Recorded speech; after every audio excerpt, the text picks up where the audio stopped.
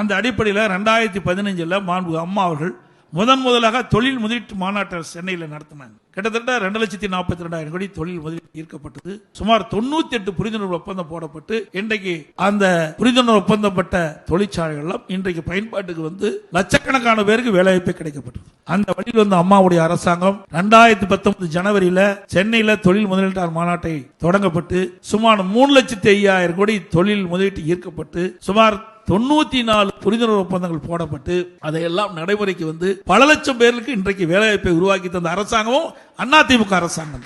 உங்களை படிப்பு வைக்க மட்டுமல்ல, படித்து வைக்க மட்டுமல்ல, படித்து முடித்த பிறகு வேலைவாய்ப்பு உருவாக்கி தந்ததும் அதிமுக ஆட்சியில் தான். இதெல்லாம் அதிமுக ஆட்சியில் தான் பார்க்க முடியும். இன்றைய ஆட்சியாளர்கள் கூட நீங்க பாத்தீங்கன்னா தொழில் முதலீட்டு மாநாட்டை ஈர்க்குன்னு சொன்னாங்க.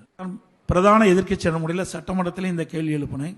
பொது வெளியில ஊடகத்தின் வாயிலாக இந்த அரசுடைய கவனத்தை கொண்டு வந்தேன். திராவிட முன்னேற்ற கழக அரசும் ஆட்சி பொறுப்பேற்ற பிறகு எவ்வளவு தொழில் முதலீட்டு ஈர்க்கப்பட்டுங்க, எவ்வளவு இப்படிப்பட்ட அரசாங்கத்தை வச்சுக்கிட்டு எப்படி மாணவனுடைய எதிர்காலம் சிறப்பா இருக்க முடியும்? சிந்திச்சு பாருங்க. இதையெல்லாம் எங்களுக்கு தெரிந்து கொள்வதற்கு உங்களை போல் இருக்கின்ற மாணவர்கள், இளைஞர்கள் இந்த அரசாங்கத்தினுடைய நடவடிக்கைகள், இந்த அரசாங்கத்துடைய பயன்கள் என்ன என்பதை அறிந்து கொள்ள என்பதற்குத்தான் நாங்க இந்த கேள்வியை முன்வைச்சோம். ஆனா இந்த அரசாங்கத்திலிருந்து எந்த பதிலும் கிடைக்கல. ஏன்னா இந்த அரசாங்கத்தில் முழுமையா இந்த தொழிற்சாலை ஈர்க்கக்கூடிய நிலையில் இல்ல, புதிய தொழில் முதலீட்டு ஈர்த்ததாக தெரியல.